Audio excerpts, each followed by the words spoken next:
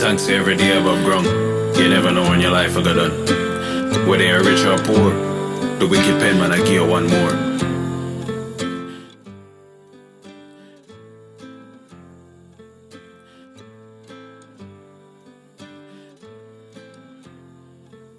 Hello everyone, Jay Mullings from Red Mirror here, AKA Wicked Penman.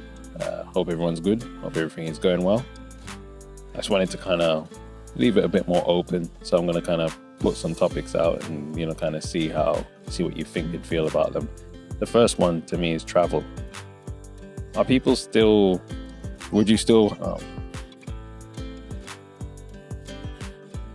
every time I start recording, every time, they leave from wherever they are to come to wherever you are to start with a bag of noise and excitement. All right.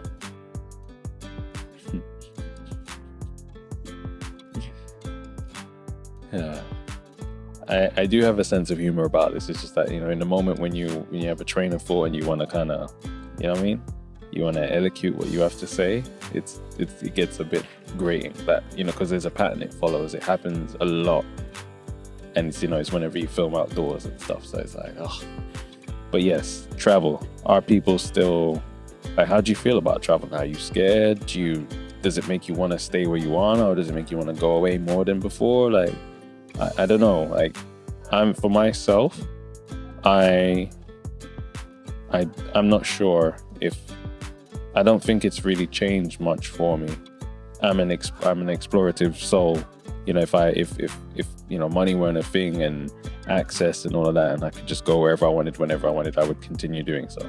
So for me, nothing has really changed. But if you travel as a unit and, let's be honest, I'm one of those people that gets harassed at airports a lot. I don't particularly like going to the airport.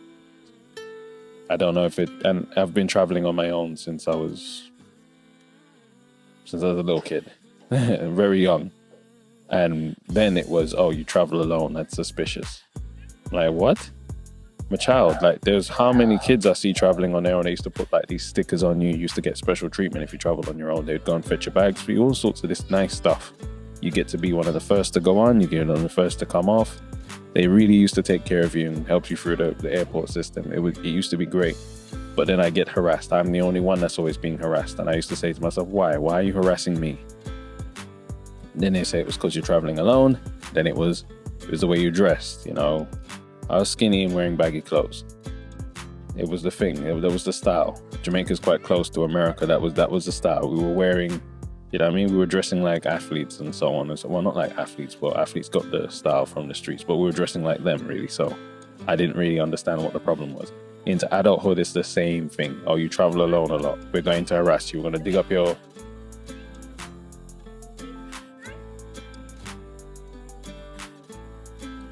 You travel alone a lot. We're going to dig through your bags. We're hoping to find... I'm like, really? I strike you as a drug dealer, do I? Or whatever it is you're looking for. And I was like, the people who do these things, do they dress in ways that make them stand out? I wonder. Why don't you go search the guy with the briefcase and the suit and the tie and, why don't we go see what's in there and see if we paid close enough attention to that? But yeah, and later on it was traveling with equipment. I get harassed for that because they don't want to believe that I'm a filmmaker. They don't want to believe that I'm a content creator. They don't want to believe any of this stuff. Oh, you're just trying to sneak more luggage on board. No, I'm trying to make sure my equipment can go with me safely as per your guidelines. Come on. So yeah, I'm no fan of airports, but I still would like to travel. I said at the beginning of the year I want to go to Africa, and that's still true. I'd love to go to Africa because I've never been. So yeah, I just wondered for how is it for you? Do you have any anxiety about going places now, or do you have more of a desire to go now? Ooh. Also, the second thing is socializing. Do you feel like the government is going out of its way to stop people being social, but not social in a way that protects, or social in a way that harms people's, their emotional well-being?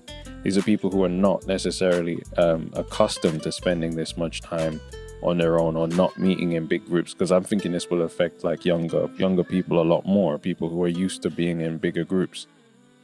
So do you feel like they're going out of their way to enforce these rules for reasons other than health? And because you would have to say it's counterintuitive for everything to be opening up, reintegrating into this and that, but then you're banning people from being able to meet socially, privately in one-off situations. So anyway, I don't really want to go into it before it gets political and people come up with the mask, no mask. I don't want to go into that. I'm just wondering how people feel about it. So I'll quickly move on to something else. Right, cinema. Are you in a hurry to return to the cinema? Or again, is it the thing where you're rather like you're going to see what's happening and wait for it, potentially wait for whatever film it is you were planning on seeing to come out in some other form? Is that where you're at now, or are you happy? Are you keen to get back in there? How do you feel? Because personally, I'm on the fence with that one, but mostly as a creative, as a director. Sorry, as someone that the cinema industry didn't necessarily see the value in having a relationship with. So they were always, they always had this it's almost a nonchalance that they will always be around. They will always have people who will patronize them, and they will always have these big studios, doing everything they can to help them stay afloat, so on and so forth. And then obviously the pandemic happens, and now the studios are like, well, every man for themselves. We're going to do our thing online now. Bye. They're doing the Netflix on them, and now all of a sudden obviously they needed a government bailout, otherwise the whole cinema industry would have just gone belly up. So they needed that grant. I think theatres and other things were included. Theatre and all of that is not quite the same, but then they also have another strange relationship with certain people. Schools are finishing, I believe, so I'm about to peace out because this is getting a bit silly now. They're all coming. But yeah, to be continued. J Mullings for In Mirror. I'm out.